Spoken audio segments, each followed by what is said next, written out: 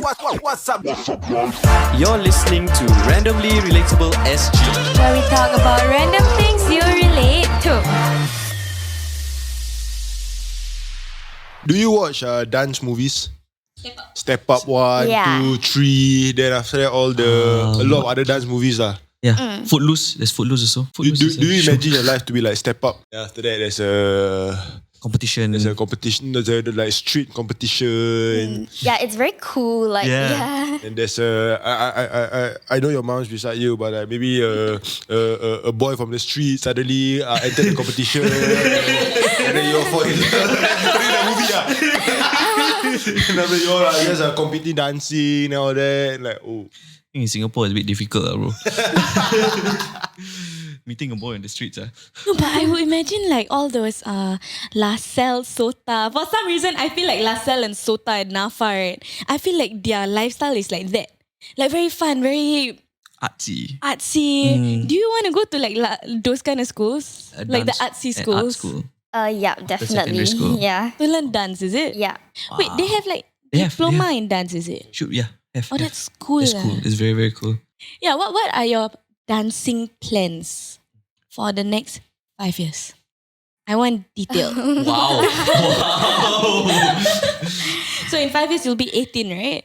So from now to your sweet 18, right? What are your plans for dance? So what are the milestones you want to reach? What are some of the competitions and celebrations that you want to perform at? Some dreams that you have. Maybe. Yeah, in regards to dance. Yeah, I actually want to like go overseas to perform for people and compete overseas too.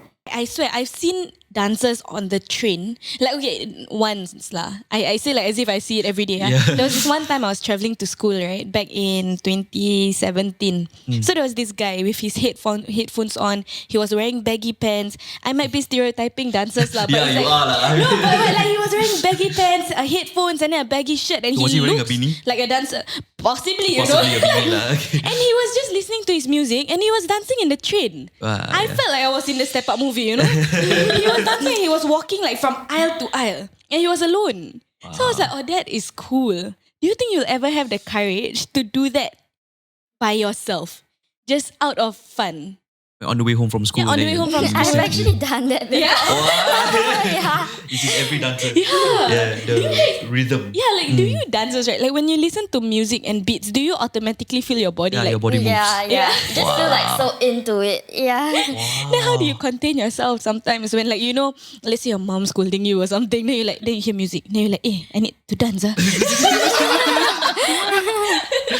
You just have to control yourself lah. Just control. So your dancers got a lot of self-control. I wanted to ask you, how far would you go to support your child in dancing? So if let's say she wants to go overseas to that world of dance, Right. and then she wants to be a professional full-time dancer, is that something that you would keep supporting until the end?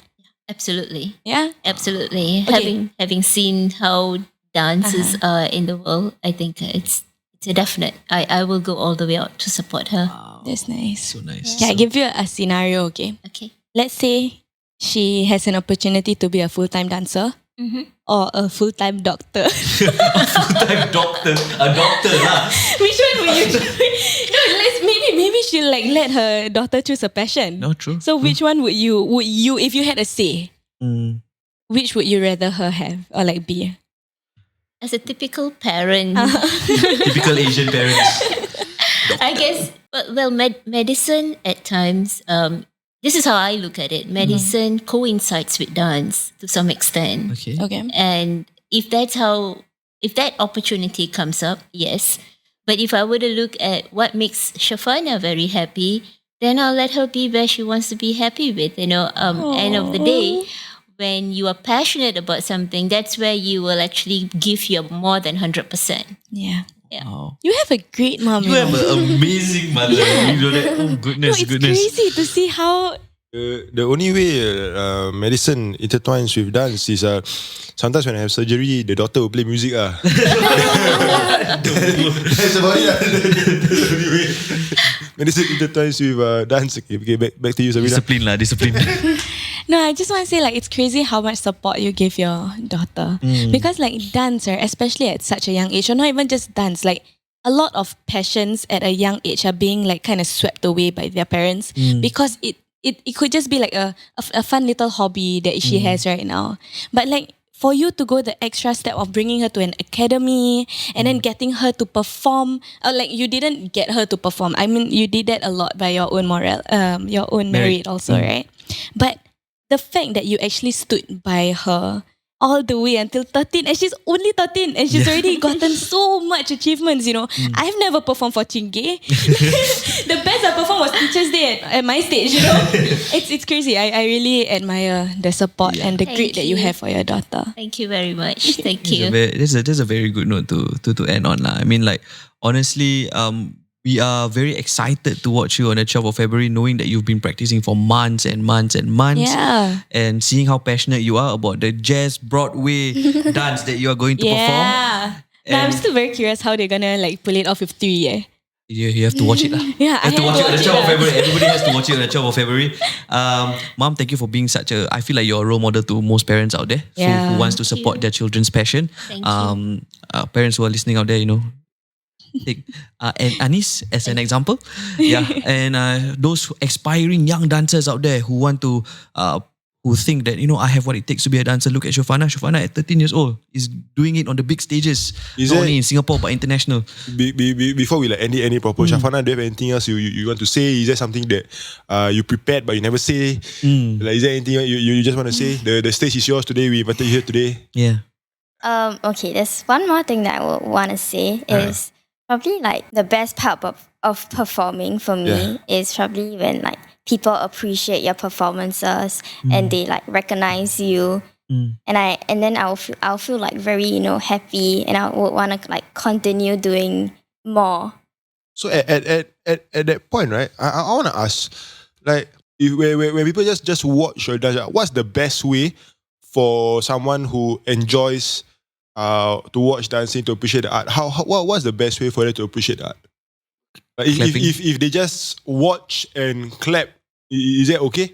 Or like standing ovation? Or like do they need to give you like flowers or like example your friends are your friends, if like they just support, they just like to watch but they don't understand but they, to them, as example us we know nothing but dancing If today we just watch a random guy training to us like, wow, that's solid. To us, that's amazing. So what is something that how do you like to feel appreciated for your dance?